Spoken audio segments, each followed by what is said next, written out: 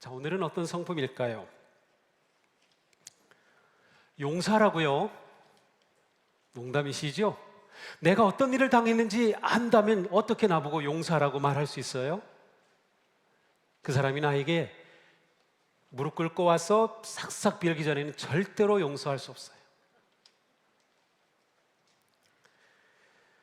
사실 우리는 살아오면서 인격을 무시당하는 일, 말과 행동으로 마음 깊은 상처를 받는 일, 누군가 내게 경제적으로 손해를 끼치는 일, 나의 친절함이 선한 의도가 외면당한 일, 비난받거나 정죄당한 일, 누군가가 나에 대해서 그릇된 행동을 한 일, 폭력을 행사한 일, 은근히 따돌림을 받은 일, 내 정당한 권리를 빼앗긴 일, 일방적으로 당한 많은 일들, 아마 이러한 일 다 겪었을 겁니다. 놀랍게도 이러한 일들은 가까운 사이에서 일어납니다. 가족 간에, 부부 사이에, 또 가까이 지내는 친구와 직장 동료들, 사실 우리하고 관계가 없는 사람들하고는 이러한 일을 받을 일도 없는 거죠. 시간이 지나면 해결되는 경우도 있지만 어떤 일들은 우리가 나서서 해결하지 않으면 앙금으로 남아서 그냥 우리의 마음을 짓누릅니다. 잊힌 것 같다가도 어느 순간 또 어떤 상황이 되면 또 누구를 보게 되면 그것이 다시 확 올라와서 마음을 뒤집어 놓습니다. 원망과 분노에 사로잡히기도 하고 심지어 보복심이 생기기도 합니다. 사실 이러한 분노, 원망, 거절, 보복하려는 마음은 자연스러운 인간적인 반응입니다. 하지만 자연스럽다고 해서 올바른 것은 아닙니다. 대체적으로 자연스러운 것은 육체적 충동과 정욕을 따르는 것이기 때문입니다. 우리가 받은 상처와 아픔과 고통이 해결되지 않으면 우리의 삶은 앞으로 나아가지 못합니다. 누군가와의 관계에서 이런 일이 일어나서 해결되지 않으면 그 사람과의 관계는 더 이상 진전이 없습니다. 거기서 딱 멈춰버리죠. 어떤 일도 마찬가지입니다. 더 이상 그 일은 하고 싶지 않아집니다. 그런데 이러한 모든 것들로부터, 이러한 올무로부터 우리를 자유하게 하고 앞으로 진전해서 나아갈 수 있게 해주는 아주 중요한 성품이 있습니다. 바로 용서입니다. 용서는 오늘 아침 하나님께서 우리에게 입혀주시는 성품의 옷입니다. 자, 용서란 무엇일까요? 함께 읽어봅니다. 용서란 다른 사람의 잘못을 깨끗이 잊고 하나님의 사랑으로 치유되도록 악의를 품지 않는 것. 거꾸로 말하면 선의를 품는 거예요. 오히려 용서의 반대말은 미움일 것 같은데 거절입니다. 용서하려고 하는 모든 것들을 내가 스스로 거절하는 겁니다. 성경에서 용서 혹은 용서하다라고 하는 단어가 많이 나오는데요, 그 뜻은 여러 가지입니다. 석방하다, 사면해주다, 탕감하다. 오늘 본문이 빚을 탕감해 준 거죠. 바로 용서라는 것과 같은 단어입니다. 떠나보내다, 은혜를 베풀다, 거저주다, 그러한 뜻이 있습니다. 용서는 완전히 잊어버리는 것, 은혜를 베푸는 것, 떠나보내는 것, 탕감해 주는 것이죠. 용서는 무엇보다 거룩한 성품입니다. 우리 가운데 용서가 필요 없거나 용서하지 않아도 될 그런 사람은 한 사람도 없을 겁니다. 그러나 우리가 용서하지 않는다면 그 마음은 마치 우리가 인질극을 벌이는 것과 같습니다. 누군가 납치해가지고 인질극을 벌이고 돈을 요청하고 막 하면서 그런 인질극이죠.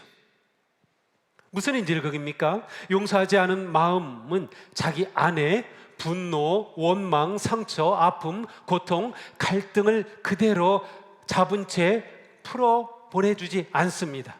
그리고 계속 요구하는 것이죠. 내가 이러한 일을 당했으니까 이것에 대한 정당한 보상을 해주지 않으면 나 용서 못해. 나한테 와서 잘못했다고 말하지 않으면 나 용서 못해 라는 마음을 가지게 되면 계속 분노와 원망과 상처, 고통을 인질로 잡아놓고 있는 것과 똑같습니다. 우리가 인질을 계속 잡고 있는 한 우리의 삶에서 생기와 행복함은 점점 작아집니다. 그리고 사라집니다. 용서하지 않으면 손해보는 것은 나입니다. 용서하지 않으면 우리는 배로 이중으로 손해를 봅니다. 왜냐하면 먼저 내가 당했기 때문에 상처가 있고 아픔을 당했는데 용서하지 않으면 그것이 나에게 남아서 다른 사람과의 관계에서도 무슨 일을 하려고 할 때에도 부정적으로 작용합니다. 또 다른 손해를 보게 되는 거죠. 우리가 인질극을 벌이는 한 우리의 내면은 점점 황폐해집니다. 우리가 신앙적으로 볼 때 용서하지 않은 마음은 성령 안에서 살아가는 삶을 방해합니다. 우리 삶은 성령의 인도하심 따라서 살아가야 되는데 용서하지 못하면 그것이 우리 마음에 딱 응어리가 지고 돌처럼 딱 박혀서 성령님의 인도하심 따라 살아가는 삶이 막힙니다. 방해를 받는 거죠. 인질은 최대한 빨리 놓아주는 게 최선입니다. 세뮤얼 존슨은 이런 말을 했어요. 현명한 사람은 서둘러 용서한다. 시간의 가치를 알기 때문에 불필요한 고통 속에서 시간을 허비하지 않는다. 지혜로운 사람은 빨리 용서한다는 거예요. 용서하지 않는 한 그 시간은 고통의 시간이고 허비하는 시간이 될 것이기 때문이죠. 용서는 우리의 삶에서 아주 중요한 성품입니다. 예수님을 따르는 제자의 삶은 용서의 삶이라고 할 수 있어요. 용서 없이 예수님을 닮는 것은 불가능합니다. 용서하지 않으면서 예수님을 닮을 수 있을까요? 불가능하죠. 우리의 믿음 생활의 핵심은 구원입니다. 예수 그리스도를 통하여 하나님께서 우리의 모든 죄를 사하여 주셨어요. 탕감해 주셨어요. 용서해 주시고 우리에게 구원을 선물로 주셨어요. 자, 하나님의 용서 없이 구원이 가능한가요? 아니죠. 우리의 신앙생활의 핵심인 구원의 삶은 바로 용서받은 삶이에요. 용서와 구원은 하나입니다. 사랑과 용서도 마찬가지입니다. 용서와 사랑은 서로 깊이 연결이 됐어요. 하나님의 사랑은 용서를 통하여 우리에게 구체적으로 드러났습니다. 예수 그리스도의 십자가의 보혈로 우리를 용서해 주셨어요. 그것이 하나님의 사랑 아닙니까? 사랑과 용서는 깊이 연결되어 있습니다. 우리의 주님은 사랑의 주님이시면서 동시에 용서의 주님이셔요. 용서 없이 사랑은 없기 때문이죠. 그러므로 성경은 예수 그리스도 안에서 보여주신 이 하나님의 용서를 우리의 용서의 근거와 기준으로 제시합니다. 왜 용서해야 돼? 내가 당하기만 했는데. 그런데 성경은 우리가 용서해야 할 이유와 근거를 하나님의 사랑의 용서에 두고 있어요. 자, 함께 읽어보겠습니다. 서로 친절히 대하며 불쌍히 여기며 하나님께서 그리스도 안에서 여러분을 용서하신 것과 같이 서로 용서하십시오. 자, 어떻게 용서하라고요? 하나님께서 그리스도 안에서 여러분을 용서하신 것과 같이. 우리의 용서의 근거는 우리를 용서하신 하나님의 사랑입니다. 하나님의 사랑을 받지 않은 사람이라면 나 용서 못해요 라고 해도 전혀 상관없어요. 그거는 그 사람 마음이에요. 그런데 우리가 정말 하나님의 사랑을 받았다면 하나님이 우리를 용서해 주셨기에 그 용서받은 사랑 때문에 우리가 용서해야 된다는 말씀입니다. 그렇다면 용서는 우리의 사명입니다. 용서는 예수님의 명령이기도 하죠. 용서는 사랑과 함께 기독교의 진리의 핵심 축을 이루고 있습니다. 우리는 용서를 우리의 거룩한 삶의 핵심 가치로 삼아야 돼요. 그래, 용서를 내 삶의 가치로, 성품을 세워가자라는 마음을 정해야 하는 겁니다. 주님은 말씀하십니다. 너희가 서서 기도할 때에 어떤 사람과 서로 등진 일이 있으면 용서하여라. 그래야 하늘에 계신 너희 아버지께서도 너희의 잘못을 용서해 주실 것이다. 누구든 등진 사람이 있다면 우리는 용서로서 풀어갈 수 있다는 겁니다. 우리의 용서와 하나님의 용서가 서로 연결된다는 것이죠. 마태복음에서도 분명히 말씀합니다. 너희가 사람의 잘못을 용서하면 너희 하늘 아버지께서도 너희 잘못을 용서하시려니와 너희가 사람의 잘못을 용서하지 아니하면 너희 아버지께서도 너희 잘못을 용서하지 아니하시리라. 용서가 이렇게 중요합니다. 하나님은 용서를 걸고 말씀하고 계셔요. 너희가 용서해라. 나의 용서가 너에게 흘러갈 것이다. 하지만 우리는 크고 작은 하나님의 많은 용서를 미처 깨닫지 못한 채 우리 삶에 작은 용서조차 하지 못하는 경우가 많이 있습니다. 어떤 경우는 들어보면 말도 안 되는 것 같은데 그것 때문에 서로 상처를 주고 점점 깊어져 가지고 힘들어요. 용서하면 해결될 일인데 말이죠. 오늘 본문의 말씀이 그것을 잘 보여줍니다. 어느 임금에게 1만 달란트를 빚진 종이 있었습니다. 근데 이 종이 갚지를 않는 거예요. 그래서 그를 소환했어요. 불렀어요. 그가 빚진 1만 달란트, 그거는 갚을 수 없는 액수를 말합니다. 갚을 수 없는 액수. 아예 얼마나 되길래 갚을 수가 없다고요? 실제로 계산해 볼까요? 1만 달란트는 6천만 데나리온입니다. 한 데나리온은 하루 품삯입니다. 하루 일당 10만 원으로 잡으면 1만 달란트는 얼마쯤 될까요? 머리 빠른 분은 벌써 계산해서 쫙 나왔을 거예요. 6조 원입니다. 6조. 그럼 어떻게 갚겠습니까? 뭐 일론 머스크라면 갚을 수 있겠지만 갚을 수 없는 거예요. 6조 원. 그러니까 얼마냐가 문제가 아니고 여기서 예수님의 말씀의 초점은 갚을 수 없는 것을 말합니다. 자, 그러니 이걸 어떻게 합니까? 그런데 임금이 다그치죠.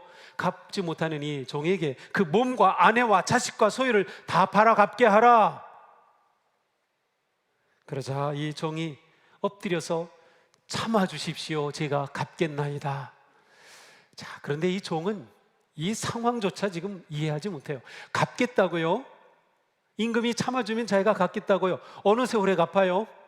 갚을 수 없는 겁니다. 사실 이 종은 이때 뭘 말했어야겠어요? 참아주세요.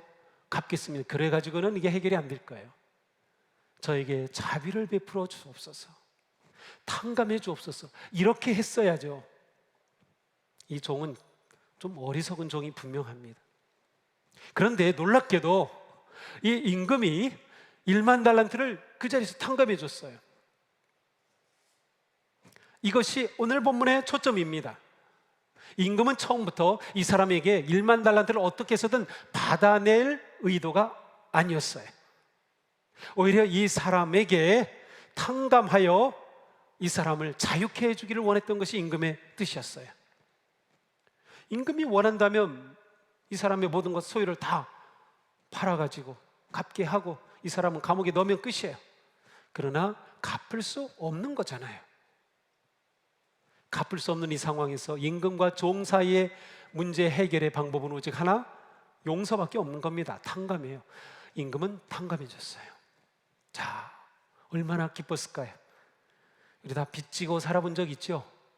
지금도 또 대출 받아서 빚 때문에 정말 힘든 분들도 많이 계시죠? 또 이제 막 이율도 올라간다니 큰일입니다. 빚지면 우리 마음이 편하지 않아요.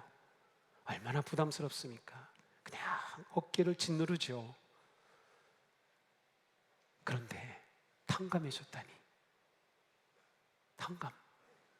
이 종은 너무나 기뻤을 겁니다. 이 집을 나서면서 덩실덩실 춤을 췄을 겁니다. 야, 내가 드디어 이 빚으로부터 해방되었다. 아, 너무 기쁘다. 그런데 오늘 본문에는 임금에게 감사합니다, 감사합니다, 이런 표현이 없네요. 도대체 이 종은 어떤 사람이에요 도대체? 그렇게 가다가 길에서 한 친구를 만났어요. 그런데 그 친구는 자기 자신에게 100데나리온을 빚진 사람이었어요. 100데나리온은 아까처럼 계산해 보면 1000만 원입니다. 자, 나는 6조 원을 탕감받았고 나한테 이 사람은 1000만 원을 빚졌어요. 우리 같으면 어떻게 할까요? 이봐, 내가 6조 원을 빚졌는데 이걸 다 탕감받았어. 이렇게 고마운 일이 있지? 너 나한테 1000만 원 빚진 거 그거 내가 탕감해 줄게. 우린 이렇게 했을 것 같아요. 아닌가요? 아닐지도 모르겠어요. 어쩌면 저도 이 종과 같았을지 모르겠어요. 이 종은 이 친구를 보자마자 멱살부터 잡았어요. 너 나한테 1000만 원 갚아, 당장 갚으라고. 근데 이 친구가 나 미안해, 지금 갚을 수 없어, 하지만 꼭 갚을게, 제발. 그런데 멱살 잡고 법정에 넘겨서 감옥에 넣고 말았습니다. 이 광경을 다른 친구가 봤어요. 화가 났겠죠. 이 친구도 아니 어떻게 저럴 수가 있지. 얼른 임금에게 가서 이 사실을 알려줍니다. 임금은 이 이야기를 듣고 노발대발입니다. 그리고 당장 그놈 불러와. 그 종이 소환되었어요. 임금이 뭐라고 말합니까? 내가 너를 불쌍히 여긴과 같이 너도 네 동료를 불쌍히 여김이 마땅하지 아니하냐? 내가 너를 탕감해 줬다면 너도 내 동료를 탕감해 주는 게 마땅하지 아니하냐? 당연히 의무적으로 해야 되지 않느냐. 이것이 주인의 마음입니다. 주인이 이 종을 탕감해 준 것은 이것이 목적이었어요. 이 종으로 하여금 다른 인간관계 속에서 용서하며 탕감하며 살도록 이 종을 용서해 준 겁니다. 그런데 그는 이걸 몰랐어요.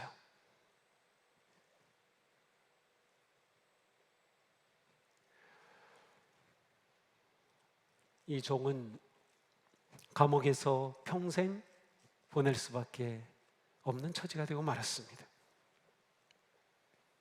이 이야기를 들려주신 예수님의 결론은 이렇습니다. 너희가 각각 마음으로부터 형제를 용서하지 아니하면 나의 하늘 아버지께서도 너에게 이와 같이 하시리라. 자, 이 이야기의 핵심은 용서입니다.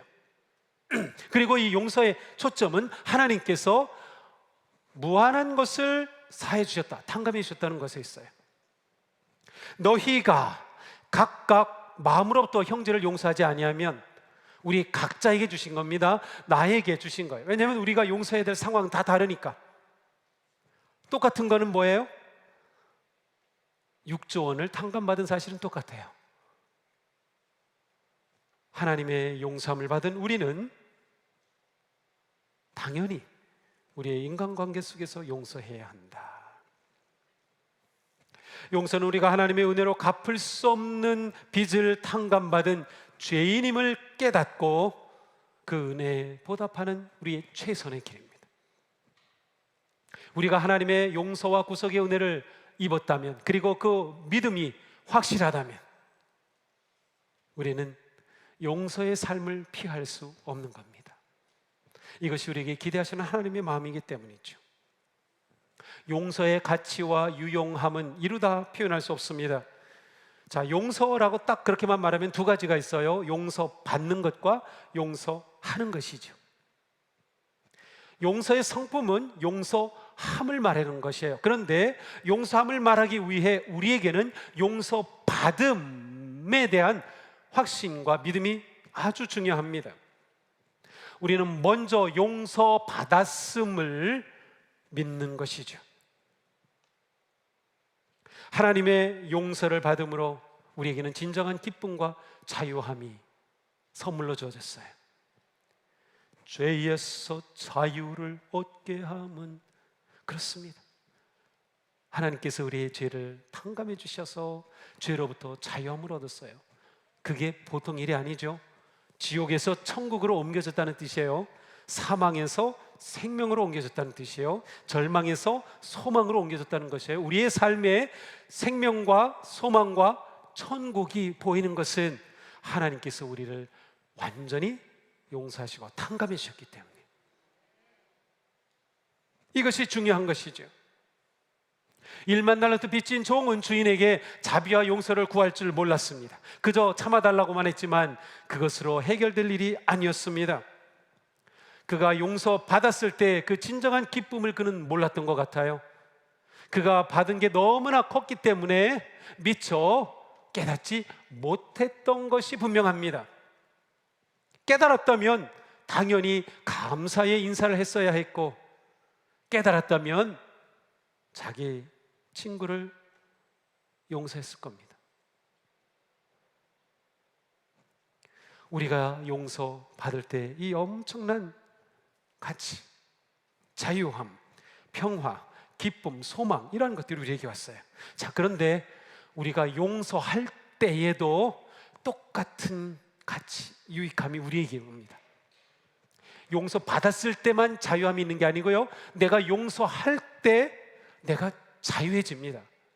인질극을 잡고 있던 것인데 그 인질극에서 내가 자유해지는 겁니다. 내가 잡고 있던 것을 놓아보냄으로 내가 자유한 인생이 되는 거예요. 용서는 나를 자유하고 기쁘게 해주는 거예요. 우리가 용서할 때 우리의 내면에 가두었던 인질을 놓아 보내주면서 우리 자신이 자유와 기쁨을 누리게 됩니다. 하나님의 용서를 받은 우리가 용서의 삶을 살 때 우리는 감정에 쓴 뿌리와 상처의 얽매임으로부터 자유하게 됩니다. 내게 아픔을 준 그 상대방이 내게 용서를 구하든 구하지 않든, 심지어는 그 사람이 내게 상처를 줬다는 것을 모르기도 하고요, 상처를 줬다는 것을 알지만 인정하지 않기도 하고요, 도대체 해결의 길이 보이지 않을 수도 있어요. 그렇지만 놀라운 것을 무엇인가? 그래도 용서를 할 수 있다는 겁니다. 용서는 내가 하는 것이에요. 상대방이 어떻게 하는 것에 조건을 걸어서는 용서가 불가능합니다. 내가 이렇게 하면 내가 용서할게, 나한테 와서 잘못했다고 말하면 그때 용서하지. 그것은 세상적 용서입니다. 그러나 하나님이 우리에게 기대하시는 용서는 그게 아닙니다. 상대방이 어떠하든 상관없이 내가 용서하는 거예요. 근데 이게 중요한 것은 우리는 어떤 상황에서도 내가 용서할 수 있고, 따라서 우리는 용서의 자유와 내 삶의 평화와 기쁨을 어떤 상황에서도 찾을 수 있다는 겁니다. 용서는 행복한 인생의 열쇠입니다. 어떤 상황에서도 우리의 용서는 자신의 마음과 결단에 달려 있어요. 내가 선택할 일입니다. 용서는 자기 자신에게 해줄 수 있는 최고의 선물입니다. 용서의 최고의 수혜자는 바로 용서하는 나 자신입니다. 내가 용서할 때 상대방이 그 용서의 혜택을 입는 것이 아니라 나입니다. 물론 상대방이 입을 수도 있어요. 하지만 내가 더 큰 혜택을 얻는다. 토머스 풀러는 이런 말을 남겼어요. 남을 용서하지 못하는 사람은 자기가 건너야 할 다리를 부수는 것이다. 내가 가야 할 인생의 다리가 있어요. 이 길을 건너서 해야 될 많은 선한 삶이 있는데 용서하지 못하면 다리를 끊어놓는 것과 같다는 겁니다. 용서하지 못하면 나아가지 못하는 겁니다. 우리가 우리에게 잘못한 사람에 대해 용서하지 않을 때 오히려 우리는 더 큰 어려움에 빠질 수도 있습니다. 용서를 하지 않는다는 것은 내게 상처를 준 그 사람에게 계속 매여 있다는 뜻이에요. 그러면 그 사람이 내 마음의 중심에 딱 자리 잡고 서서 내 삶을 흔듭니다. 그 사람이, 그 왼수 같은 놈 때문에 내 삶이 흔들려요. 용서하지 못하면 내가 손해보는 겁니다. 그래서 용서가 중요한 거예요. 내 인생을 다른 사람, 더군다나 내게 상처를 준 사람이 끌어가게 내버려 둘 수 있습니까? 그 사람이 내 마음에 들어와서 나를 힘들게 하고 절망하게 하고 마음을 썩게 만들고 그렇게 계속 내버려 둘 작정이냐 말이에요. 아니요, 내보내야 돼요. 인질로 잡지 않는 것입니다. 마음의 상처가 깊어지거나 분노와 원망의 쓴뿌리가 더 깊어질수록 우리의 마음은 어두워지고 심지어 우울해지기도 합니다. 우리의 삶의 모든 것이, 내 존재의 모든 것, 신체적, 정신적, 정서적, 영적 모든 것들이 병들게 되는 것이에요. 모든 관계에서 친밀함을 회복하는 것은 용서입니다. 관계 회복이 우리를 행복하게 하죠. 오늘 우리가 이렇게 기쁜 이유는 뭐예요? 하나님을 만나기 때문에 기쁜 거고 서로의 얼굴을 보기 때문에 기쁜 겁니다. 이거 아무것도 아닌 것 같죠? 옆에 누군가 앉아있고 그분 얼굴을 본다는 게 얼마나 행복한 일인지 몰라요. 코로나로 인해서 온라인이 더 활발해졌죠. 그래서 SNS가 더 활발해졌고요. 그런데 거꾸로 사람들은 더 외로워졌습니다.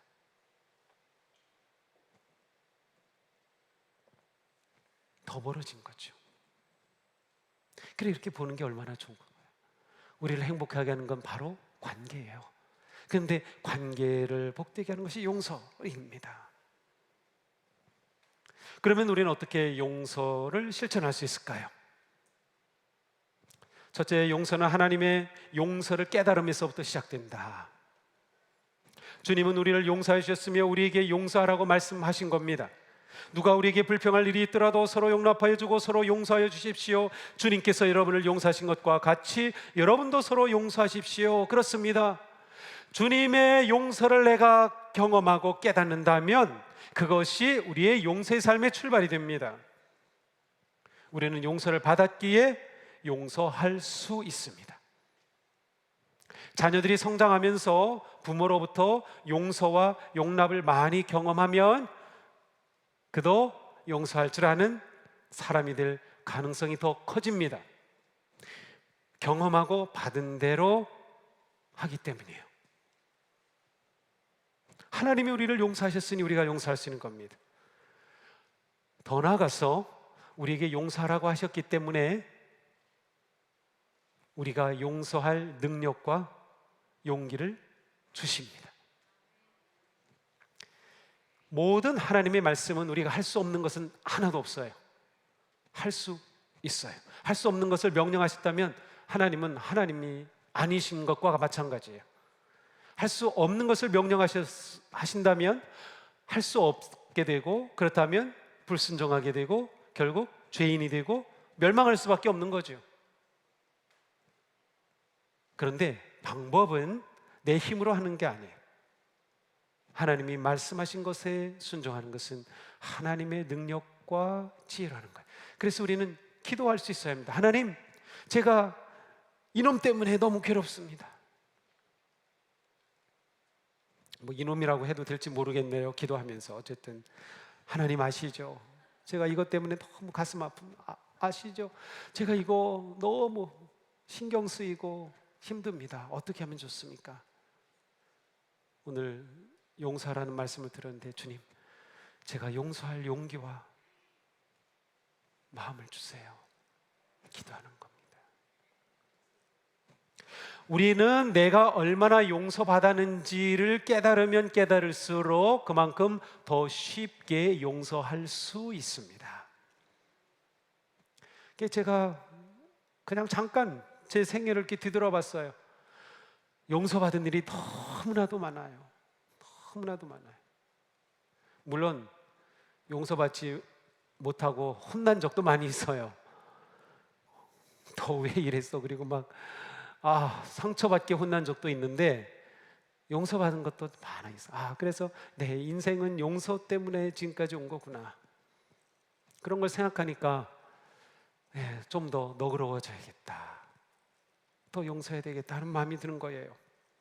자, 두 번째, 우리는 모든 일을 통해서 선을 이루시는 하나님을 신뢰하는 것입니다. 자, 내가 상처받고 고통당하고 어려움에 처한 이런 모든 것들, 이 상황에서도 하나님은 이것을 통하여 선을 이루어 가실 수 있다는 것을 신뢰하는 거예요. 비록 나는 지금 이러한 일을 당하지만 오히려 이것이 내가 성장하고 성숙할 수 있는 기회도 될 것이고, 오히려 이것을 넘어서서 하나님은 더 놀라운 일을 계획하고 계실 거다. 하나님을 신뢰하는 것입니다. 하나님의 선하심은 우리의 용서를 통해 놀랍게 이루어질 것입니다. 하나님은 우리가 용서의 삶을 살 때 악을 선으로, 복수를 축복으로, 원망을 감사로, 상처를 성숙으로 바꾸어 주십니다. 잠언에 말씀합니다. 노하기를 더디하는 것이 사람의 슬기요, 허물을 용서하는 것이 자기의 영광이니라. 허물을 용서하는 것이 자기의 영광, 자기의 기쁨, 자기의 빛이다. 용서는 상처를 영광이 되게 합니다. 우리는 창세기에, 왜 갑자기 마태복음이 나오죠? 마태복음에도 요셉이 나오네요. 창세기에 요셉이 나오는데, 이 요셉은 어떻습니까? 형들의 미움을 받아서 이집트로 팔려가지고 거기에 가서 또 그 노예로부터 일어서서 집안 매니저까지 되는데, 또 모함을 받아서 감옥에 떨어지고, 거기서 나갈까 했는데 2년 동안 감옥에서 썩어야 되고, 정말 말할 수 없는 고통과 어려움을 당합니다. 형들의 미움을 받아 팔린 요셉의 마음에 얼마나 큰 상처와 분노와 아픔이 있었을까요? 그런데 이 요셉이 총리 대신이 되어 형들을 만납니다. 형들에게 완전히 복수할 기회입니다. 자기의 그러한 권력이 있어요. 상황이 그래요. 요셉은 고민합니다. 이거 어떻게 하지? 고민한 흔적이 여기저기에서 보여요. 형들을 약간 올무에 빠뜨리기도 하고 말이죠. 그런데 요셉은 용서를 선택했어요. 창세기 50장 20절에 이렇게 말씀하죠. 당신들은 나를 해하려 하였으나 하나님은 그것을 선으로 바꾸사 오늘과 같이 많은 백성의 생명을 구원하게 하시려 하셨나니 당신들은 두려워하지 마소서. 자, 하나님께서는 이 모든 것을 선으로 바꾸셨다. 바로 이것이 우리가 가져야 할 확신과 믿음입니다. 하나님은 얼마든지 이 상황을 선으로 바꾸실 수 있는 겁니다. 그런데 중요한 것은 용서를 통해서입니다. 용서를 통해서. 하나님은 요셉의 그 고통 속에서도 놀라운 뜻을 가지고 계셨어요. 요셉은 당장은 몰랐지만 그가 가지고 있었던 믿음은 하나님은 나와 함께 하신다는 것과 그 하나님께서는 이 일을 통해서도 선한 뜻을 이루어 가신다는 믿음이었어요.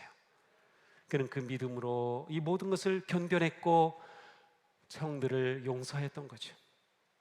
창세기 50장 20절 50-20 비전이라고 합니다. 50-20 비전 하면 바로 이것을 말해요. 용서의 비전입니다. 세 번째로, 우리는 주님은 우리를 화해의 사도로 부르셨음을 기억해야 합니다. 화해의 사도로 부르셨다. 자, 화해를 가져오는 것은 용서를 통해 가져오죠. 용서 없이 화해가 없어요. 로마서 12장이 말씀합니다. 아무에게도 악을 악으로 갚지 말고 모든 사람이 선하다고 생각하는 일을 하려고 애쓰십시오. 할 수 있는 대로 모든 사람과 더불어 화평하게 지내십시오. 화평한 삶, 화목한 삶이 우리가 구원받은 이유입니다. 그 다음 말씀이 그렇습니다. 하나님께서는 그리스도를 내세우셔서 우리를 자기와 화해하게 하시고 또 우리에게 화해의 직분을 맡겨주셨습니다. 예수 그리스도 통하여 우리는 죄로 인해 멀어졌던 하나님과의 관계가 회복이 되었어요.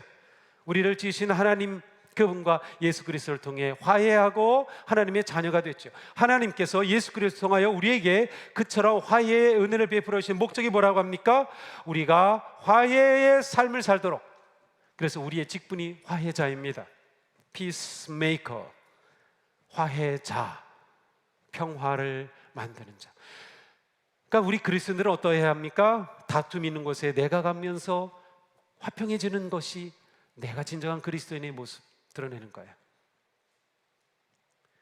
그런데 그리스도인이 가면서 또 싸움이 일어나고 분열이 생긴다면 이것은 뭔가 잘못된 거겠죠. 내가 내 가정에서 유일하게 예수님을 믿는 사람이에요. 그렇다면 나로 인해서 내 가정에 평화가 오도록 화해의 삶을 살아야 합니다. 화목은 용서 없이 불가능합니다. 용서는 자신에게 잘못한 사람의 잘못을 마음에서 완전히 지워버리고 관계를 회복하는 것이죠. 우리가 용서하는 것은 아까도 말씀드렸지만 자기 자신에게 선물을 주는 것이다. 그러므로 오늘 우리는 예배하면서 하나님을 뵙는 기쁨과 은혜를 누리고 동시에 큰 선물을 받을 기회를 잡았어요. 이 한 주간 어떤 선물이 주어질지 용서의 삶을 한번 살아보는 겁니다. 우리는 서로 한 몸을 이루는 지체이죠. 그리스도의 몸인 교회를 이루는 지체입니다. 우리가 서로 용서하고 화목할 때 우리 교회는 진정한 사랑의 공동체, 천국 공동체가 되는 거예요. 놀라운 선물이 우리에게 주어질 것입니다. 용서와 중요하게 연결되는 것 하나가 있는데 용납입니다. 우리는 용서까지는 하는 경우가 있지만 용납까지 같이 못하는 경우는 많은데 사실은 진정한 용서는 용납까지 포함합니다. 용납이라는 것은 말 그대로 받아주는 겁니다. 내가 이 사람은 용서했어. 네, 정말 용서했어요. 그런데 그 용서가 완성되는 것은 그 사람을 받아주는 것까지예요. 용납함. 그래서 성경은 용서와 용납이 같은 문장이 나오는 경우가 이렇게 있어요. 용납, 용서 함께 하는 것이죠. 용납하는 겁니다. 프랑스의 유명한 화가 조르주 루오가 있어요. 이분은 판화를 많이 판화 작품을 많이 남겼는데요. 이분이 미제렐의 불쌍히 여기소서라고 하는 그런 제목의 시리즈 판화에서 이러한 긴 제목을 붙인 판화가 있어요. 의인은 향나무처럼 후려치는 도끼를 향기롭게 한다. 이렇게 제목이 긴지 모르겠어요. 근데 무슨 뜻입니까? 향나무가 있어요. 도끼가 향나무를 치면 향나무는 그 도끼에 향기를 묻혀줍니다. 이 조르주가 원래 말했던 여기서 의인은 예수 그리스도를 말합니다. 예수 그리스도를 말하는 거예요. 그런데 저는 동시에 성도를 말하는 것이라고 생각해요. 성도는 나를 치는 도끼날에도 향기를 묻히는 사람이다. 불가능할까요? 가능하게 해보는 겁니다. 제가 그렇게 말은 쉽게 하지만 정말 어려운 거죠. 불가능처럼 보이긴 합니다. 그래도 우리가 그렇게 하는 거예요. 왜냐하면 화평하는 게 우리의 직분이기 때문이죠. 내가 상처를 안고 살아갈 것인지 상처가 성장과 은혜의 기회가 될 것인지는 나의 선택에 달려 있습니다. 용서가 그 갈림길입니다. 우리가 하나님께 용서를 받았다면 서로 용서함이 마땅합니다. 인생의 향기와 행복은 용서하는 마음에 부어집니다. 자, 오늘 본문은 이렇게 시작되었어요. 베드로가 나와 이르되 주여, 형제가 내게 죄를 범하면 몇 번이나 용서하여 주리이까? 7번까지 하오리이까? 예수께서 이르시되 내게 이르노니 7번뿐 아니라 7번을 70번까지라도 할지니라. 그리고 이 이야기가 주어졌거든요. 베드로가 생각하고 있던 원리, 세상의 공식은 이렇습니다. 70 곱하기 7은 490입니다.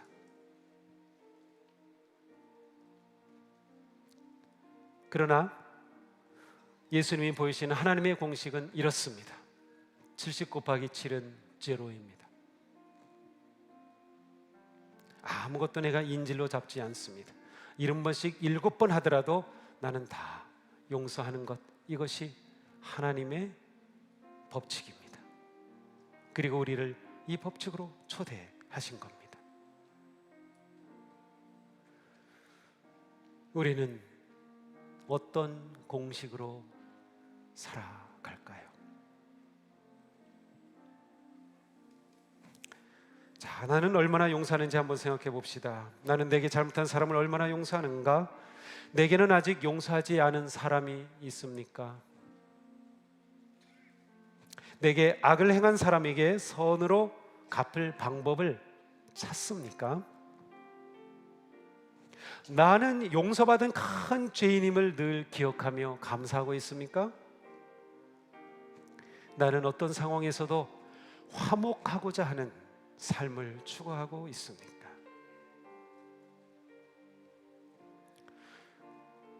코로나 이후 위드 코로나 삶에서 우리가 추구해야 될 모습이 그렇습니다. 자, 우리 결심해 봅시다. 1, 2부 예배 시간에 결심하자고 했는데 너무 부담스러운가 봐요. 목소리가 너무 작더라고요. 근데 우리 3부 예배 오신 분들은 연세도 많으시니까 살 만큼 다 사셨으니까 이제 뭐 그냥 용서하지. 네, 뭐 그런 마음으로 좀 한번 해보시면 좋겠어요. 우리 나의 결심 같이 한번 큰 소리로 읽어봅시다. 나는 가능한 한 빨리 용서하겠다. 나는 내가 잘못한 것을 알게 될 때에는 빨리 용서를 빌겠다. 나는 어떤 경우에도 보복이나 안갚음하려 하지 않겠다. 나는 내게 상처를 주는 사람에게 친절하게 반응하겠다. 나는 어떤 경우에도 믿음의 공동체 안에 머물겠다. 아멘. 상처받았다고 믿음의 공동체를 떠나는 것은 가장 어리석은 선택입니다. 믿음의 공동체 안에 남으셔야 돼요. 어떤 경우라도. 물론 그럴 수는 있어요. 정말 그 교회에서 어려운 일로 상처가 있어서 그 교회에서는 더 이상 신앙생활을 할 수 없다. 네, 그럴 경우는 저는 다른 교회로 가는 것도 괜찮다고 봅니다.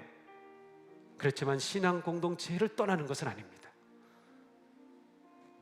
그것은 하나님의 용서를 받았다는 확신이 없는 증거이기도 하기 때문이죠. 이 한 주간 용서의 삶, 네, 우리가 어떻게 살지. 글쎄 제가 볼 때는 뭐 내가 용서할 사람이 아무도 없는 분들이 많은 것 같아요. 가벼운 모습에 왜 축복합니다. 정말 아름다운 삶인 것 같아요. 하지만 혹시 누군가가 좀 걸리면 그게 남편일 가능성이 아주 크네요. 제가 볼 때. 네. 걸리면 용서해 주세요. 용서 한번 해봐요. 그래요. 나를 위해서 내게 선물을 주는 겁니다. 한 주간 하나님께서 오늘 입혀주신 용서의 옷 15번째 옷 입고 홀 날아올라 자유와 기쁨을 누리는 복된 삶 되기를 주님의 이름으로 축복합니다. 기도합시다.